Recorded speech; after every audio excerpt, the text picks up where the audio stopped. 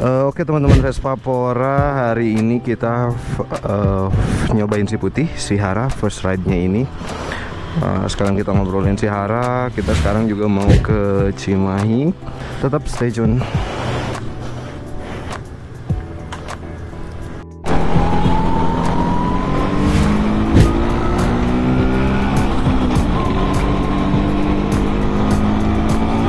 Oke teman-teman Vespapora, ini motovlog pertama kita pakai motor ini. Jadi gue pengen kenalin motor ini. Ini gue kasih nama Hara. Jadi Hara ini sedikit singkatan dari harapan. Anak senja, malum, agak melankolis gitu.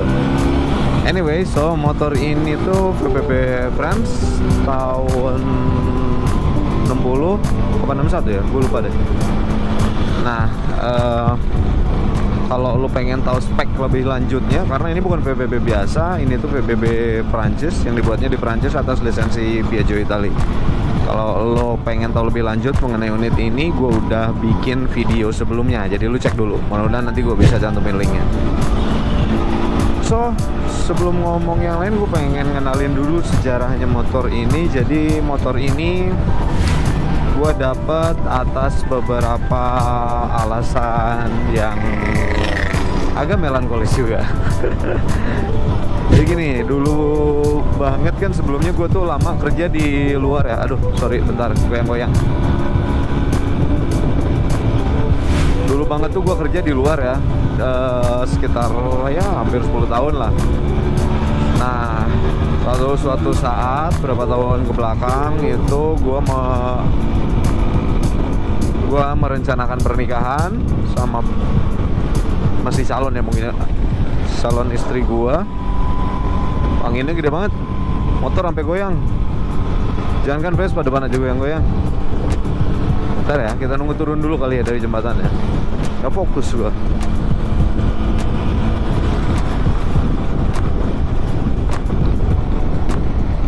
Nah, oke, so berhenti kerja dari luar, gue merencanakan untuk melakukan pernikahan sama calon istri gue waktu itu.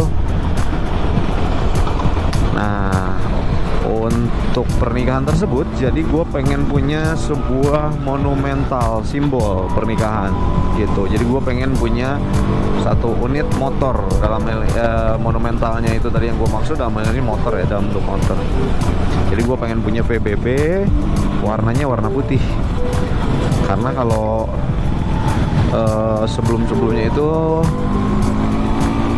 punya satu unit VBB itu, kalau PTS kan kayaknya ya small frame baru agak hype beberapa tahun ke belakang ini ya. Kalau sebelumnya masih dirajain sama unit-unit large frame-nya tahun tua kayak si VBB ini gitu. Jadi waktu itu karena hype-nya itu VBB, gue tuh udah mimpi banget itu dari zaman sekolah gitu, pengen banget punya VBB, cuman yang gak pernah punya karena belum ada rezekinya. Nah, setelah kerja itu alhamdulillah gue ada rezekinya, jadi gue pengen punya.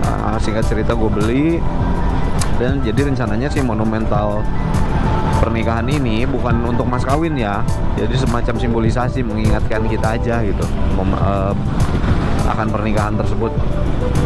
Gue pengennya sih nggak akan gue jual gitu, jadi gue beli, gue rawat. Mudah-mudahan bisa turun temurun mungkin sama anak cucu gue kelak sih. Kayak udah tua aja gue gitu. Nggak akan gue jual gitu. Cuman waktu itu setelah berapa bulan berjalan pernikahan, istri gue udah masuk di periode kehamilan bulan akhir, dan gue harus nyiapin buat persiapan dia persalinan. Sementara kita kondisinya waktu itu karena masih pengantin baru, jadi seperti pasangan lain pada umumnya kita masih struggling ya di kondisi finansial kita ya gitu. Dan gue nggak ada opsi tuh, gue lagi nggak ada duit pokoknya gitu, nggak ada duit. Gue udah nggak kerja di kapal juga.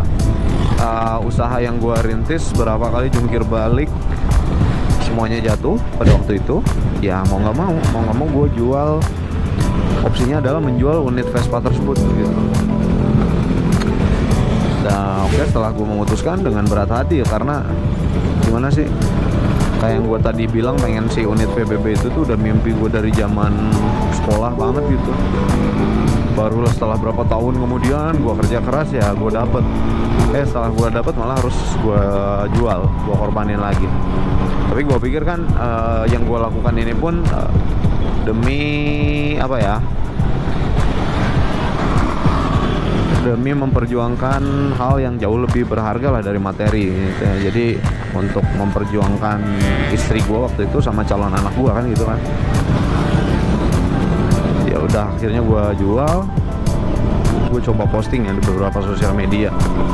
Sekitar waktu itu kisaran harga untuk kondisi seperti itu ngagetin sialan. Kisaran harga dengan kondisi unit seperti itu pada waktu itu mungkin sekitar 22 jutaan lah kurang lebih gitu ya.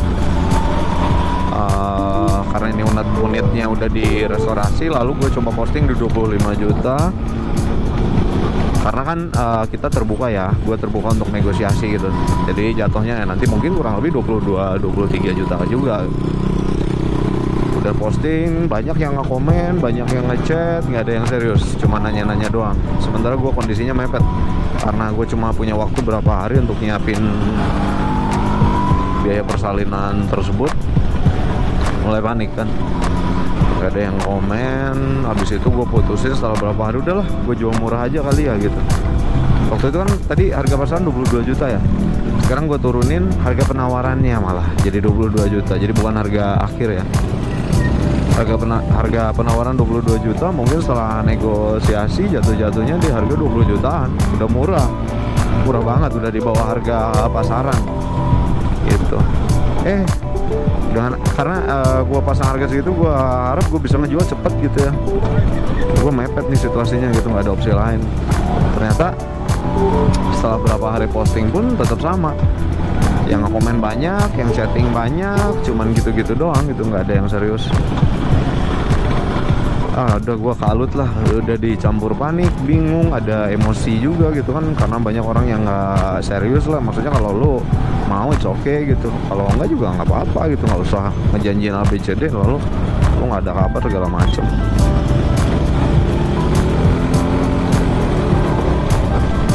Nah, berapa hari kemudian akhirnya gua coba, karena campur aduknya perasaan itu tadi, ada marah, ada emosi segala macam, ada kalut, bingung, gua malah naikin harganya.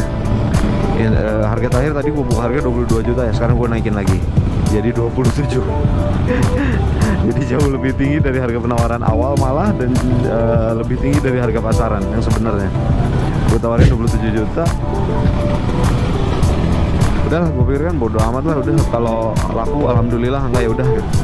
Mungkin gue coba cari cara lain dah. Udah pesimis sih sebenarnya gitu. Cuman waktu itu gue naikin 27 juta. Lalu gue coba juga gue tulis di deskripsi harganya net 27 juta. Bagi lo yang kekurangan duit, mohon gak usah menghubungi. Nah, gue nggak bisa nego untuk unit ini gitu, titik. Ajaibnya, setelah berapa jam ada yang nelfon. Om, katanya jual PBB putih.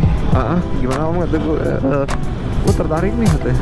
Harga berapa? 27, nego nggak? Enggak, kata gue. Kan udah gue bilang nggak bisa nego. Ya udah, lu anterin deh. Gua waktu itu rumah di Soreang ya. Udah, lu anterin tempat gue. Tempat lu di mana kata gue? Cileunyi apa Rancaikek lah, arah situ ya, lumayan jauh kan, sekitar 2 jam lah ke arah situ dari Soreang ya. Lah kata gue, nggak bisa dong om, lu kan jarak jauh, lu minimum lah lu transfer dulu kayak duit bensin gitu. Gue takutnya bukan karena matre ngurusan duitnya doang, gue takutnya gue udah kesana nggak taunya orang cuma main-main gitu, nggak serius, takutnya gitu kan. Ternyata dia transfer 1 juta. Yaudah nih, gue DP 1 juta. Kok gede kata gue ya DP nya.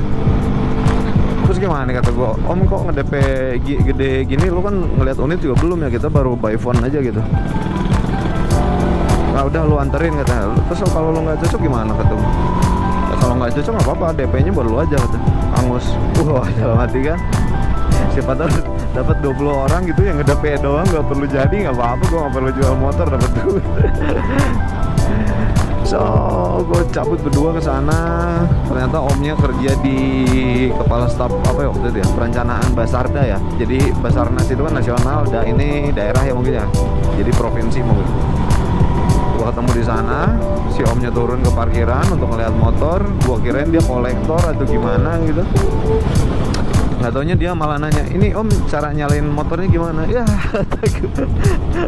ternyata si omnya belum bisa Vespa. Itu bukan Vespa pertama sih, menurut obrolan sama beliau sih, dia udah punya berapa unit gitu. Cuman dia ya adain apa, beli Vespa untuk investasi atau buat nyimpen di kafe kalau nggak salah ya waktu itu ya, gitu. Tapi dia seneng Vespa, cuma ngendarain dia waktu itu belum bisa gitu. Ya udah, akhirnya anyway gue ajarin sedikit lah dasarnya Vespa gitu. Lalu si omnya bayar uang, udah cabut cash 27 juta, dimana pada saat itu harga pasaran cuma 22 juta. Jadi ya alhamdulillah banget ya, artinya itu mungkin ketitipan rezekinya anak ya, atau apa, calon anak dan istri gua gitu. Makanya gue sampai detik ini pun masih percaya kalau konsep rezeki itu titip menitip. Iya pun gua yang dapat duitnya, cuman mungkin saja itu gua tuh cuma jembatan aja gitu loh. Jadi ini rezekinya anak istri gua yang ya diperoleh melalui gua gitu. Nah, makanya konsep ini sih kayaknya bagus kalau kita terapin di kehidupan kita sehari-hari. Artinya jangan lupa bahwa seluruh rezeki yang kita punya itu bukan 100% hak kita loh, ada hak orang lain itu di dalamnya gitu. Ada mungkin fakir miskin, ada dua apa yang perlu kita bantu, mungkin juga rezeki keluarga kita, orang-orang sekitar kita yang udah bantuin kita gitu ya. Nah, maka dari situ dan akhirnya apa, hikmat dari kejadian tersebut pun gua rasa mungkin ya kita sama-sama tulus ya ngejalaninnya. Alhamdulillahnya Tuhan pun ngasih kita yang lebih baik malah gitu ya. Tadinya gua kan ya, kita bicara unit ya, sebelumnya kan kita gue punyanya VBB cuman Italia ya, VBB biasa gitu standar. Gue malah setelah dijual berapa tahun kemudian, betul perlu proses, tapi setelah berapa tahun kemudian malah gue dapatnya VBB Prancis, unit yang malah lebih unik, lebih rare lagi gitu. Nah, makanya gue langsung beli waktu itu dan gue kasih nama motor ini Hara. Itu tadi singkatan dari harapan. Ingetin minimum ini pengingat diri sendiri deh bahwa kita semua nggak boleh putus harapan. Ya elah. Gitu ya teman-teman Vespapora. Ini gue mau nyampe tempat wisata yang terbarunya Cimahi, namanya Eco Park Cimenteng. Kemarin ada berapa pihak kita berencana sih bikin grand opening, ngebantu bikin grand openingnya Eco Park Cimenteng ini oleh kita gitu teman-teman Vespa. Sekarang gue mau survei area, gue mau ketemu berapa pihak juga di sana. Oke, thank you teman-teman nyempetin waktunya nonton video gue, kita sama-sama sharing. Di sini gue cuma berbagi pengalaman, bukan berarti gue juga paling bener, nggak juga. Tetap nongkrongin YouTube-nya kita. Lo add juga IG-nya kita kalau lo cari unit yang kece-kece di sana di Vespa_Pora. Juga thank you buat temen gue dari Salvation sama goodscoot.id yang udah selalu support kegiatan kita ya. Oke, ketemu lagi di lain waktu. Tetap bervespa, tetap sehat, tetap berkarya, tetap Vespapora. Gue nunggu dulu Suji. Tunggu sini aja kali ya.